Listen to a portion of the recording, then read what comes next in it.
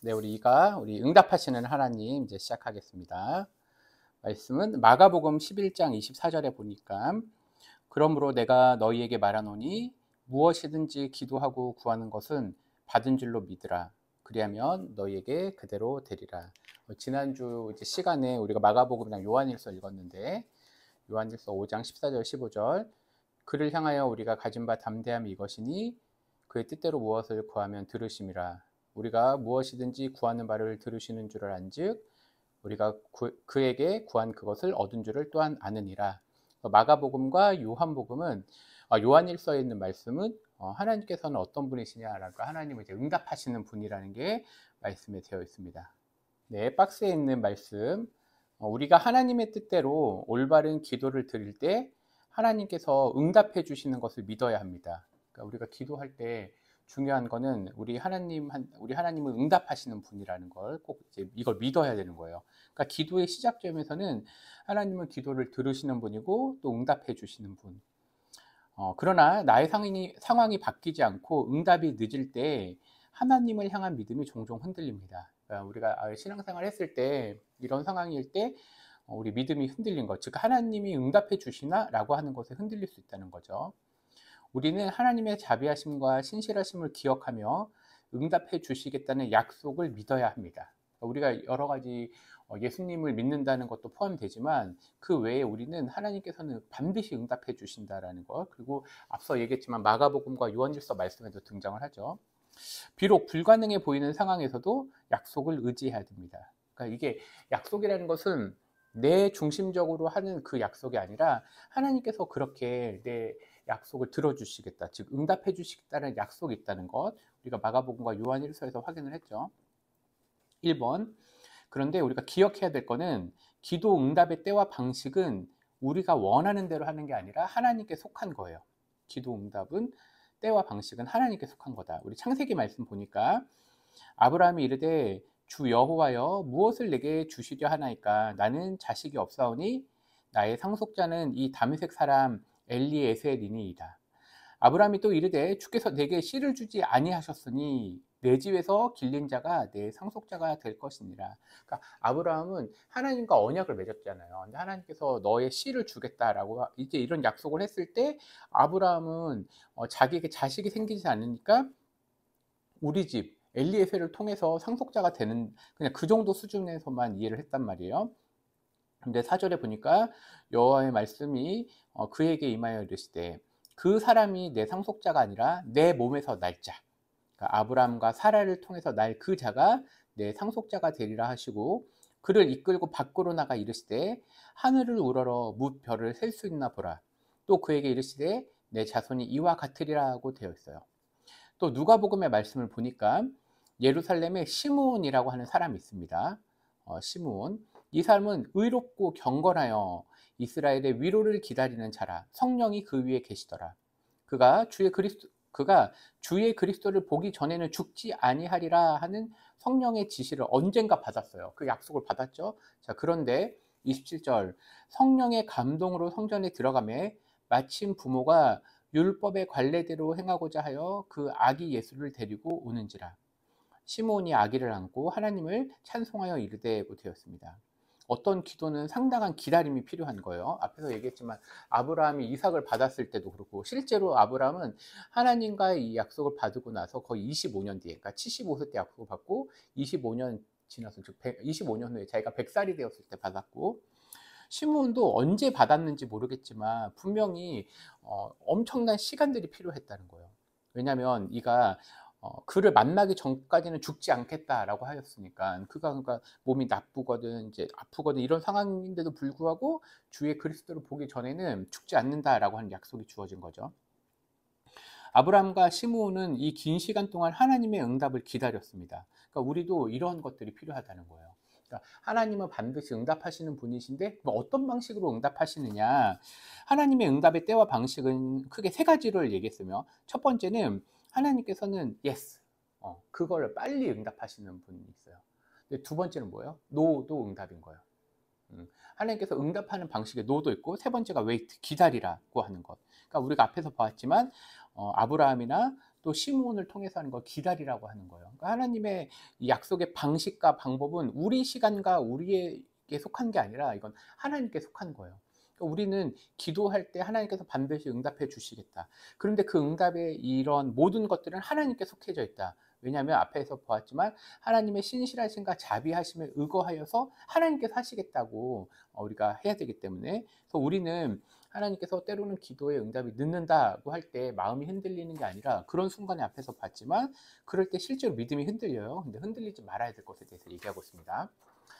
자, 뒷장을 넘어보니까 내가 원하는 방식대로 기도 응답이 되지 않을 때도 있습니다. 바울은 선교사로 로마에 가길 원했죠. 근데 어떻게 갔어요? 죄수의 몸으로 가게 됐어요. 그러니까 자기는 기도할 때 하나님, 저는 선교사로 로마에 가고 그다음에 이제 스페인까지 가기를 원했습니다라고 하는데, 하나님은 사실 어떻게 보면 되게 인간적으로는 최악의 방법인 거죠. 죄수의 몸으로 간다는 거는. 하나님이 그렇게 가게 하셨어요. 우리는 겸손하게 하나님의 다양한 응답에 감사하는 마음을 가져야 합니다. 그래서 우리는 하나님께서는 그 다양한 방식대로, 그리고 그분의 시간에 의거해서 응답하시는 분. 우리는 어떻게 해야 되냐? 하나님, 기도를 많이 했기 때문에 응답해 주세요가 아니라, 하나님은 자비하시고 또 신실하신 분, 또 약속을 반드시 응답하신 분이라고 했기 때문에 그거에 의거해서 기도한다는 거죠. 2번은 기도 응답의 근거는 그럼 어디에 있느냐라고 했을 때, 기도 응답에 대해서 하나님께 요구하는 것은 위험합니다. 이거 오타네요. 요구하는 것은 위험합니다. 우리는 하나님의 약속을 붙잡고 기도할 수 있지만 응답을 강요해서는 안 돼요. 왜냐하면 하나님 자체가 선하신 분이시고, 하나님은 자신의 방식과 자신의 시간에 의해서 응답하시는 분이기 때문에, 기도 응답은 하나님의 자비하심에 의한 것입니다. 우리가 가져야 할 마음은 하나님께 전적으로 맡기는 거예요. 왜냐하면 하나님은 위대하시고 존귀하신 분이기 때문에, 우리가 감히 하나님한테 이렇게 해주세요, 이렇게 해주세요, 그러니까 어린아이가 부모한테 얘기할 수 있듯이 얘기는 할 수 있지만, 그거는 그 부모님이기 때문에 응답을 해주잖아요. 우리 하나님도 마찬가지라는 거예요. 그래서 그 응답은 하나님께 전적으로 맡기는 것.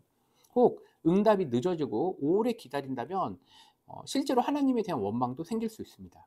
심지어 나의 뜻대로 되지 않더라도, 즉 하나님께서는 바울에게 선교사로 파송하는 게 아니라 죄수의 몸으로 보냈잖아요.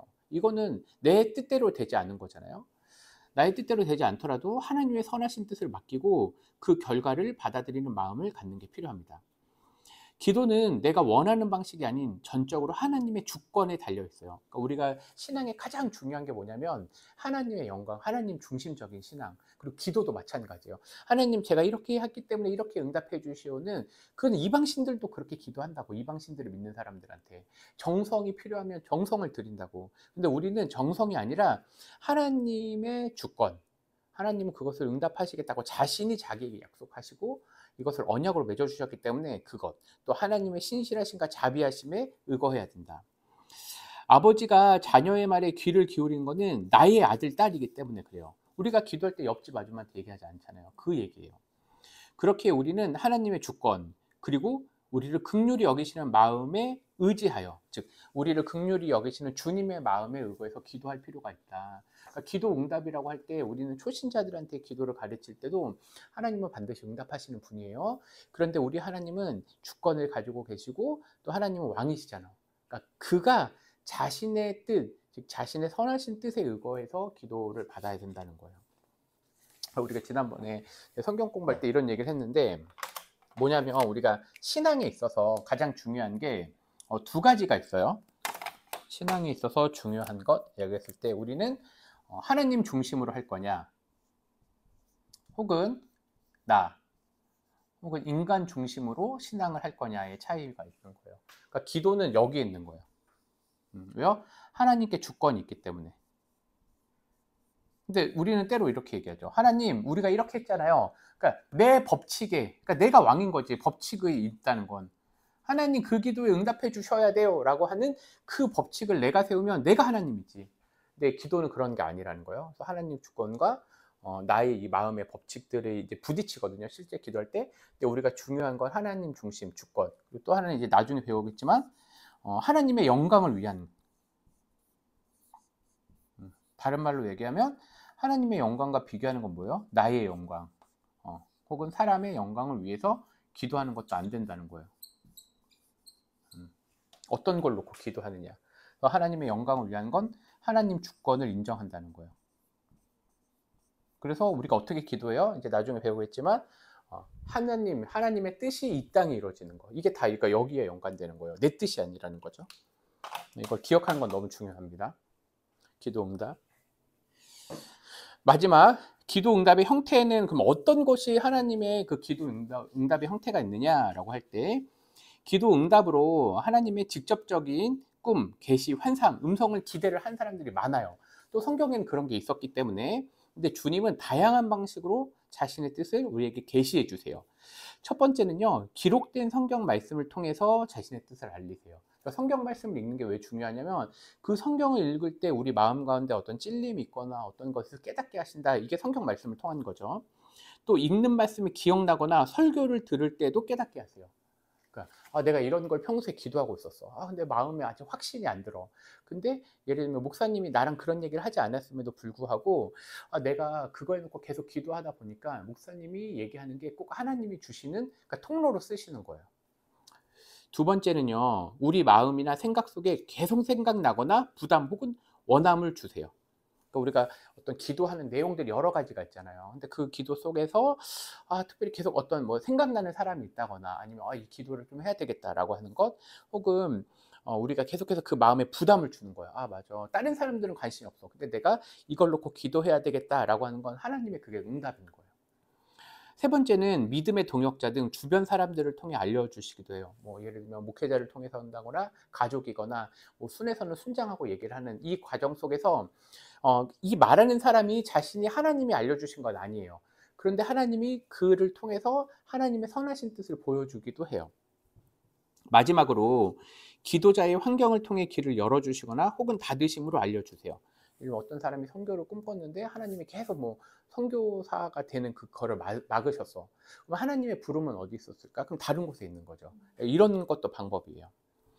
그래서 우리가 이제 기도할 때 우리는 모든 일 가운데 하나님의 선하신 뜻, 그리고 하나님의 인도하심, 지혜를 구해야 돼요. 그러니까 기도의 가장 근반에는 하나님은 선하신 분, 하나님이 지극히 선하신 분, 그래서 그가 나를 통해 자신의 그 지극히 선한 뜻을 발현하기를 위해서 기도하는 거예요. 그러니까 내 욕심을 내려놓고 하나님 뜻을 구하는 거죠.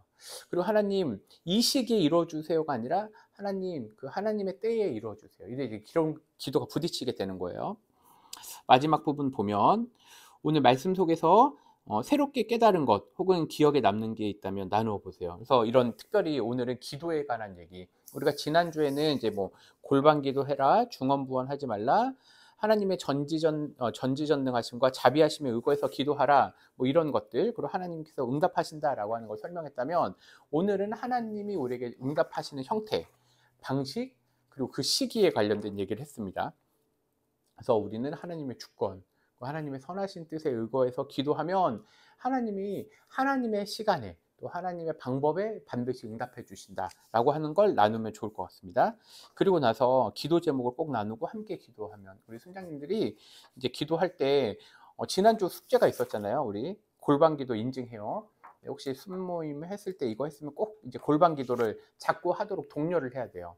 그래서 다른 사람들에게도 계속 우리가 지금 수요일 날이랑 뭐 이런 데 기도회 하잖아요. 그럼 거기 오라고 얘기하고 또 각자 집에서 말씀이나 큐티하면서 또 하나님 말씀 보도록 또 기도하도록 하면 좋을 것 같습니다. 이상 이걸로 순장 모임은 마치도록 하겠습니다.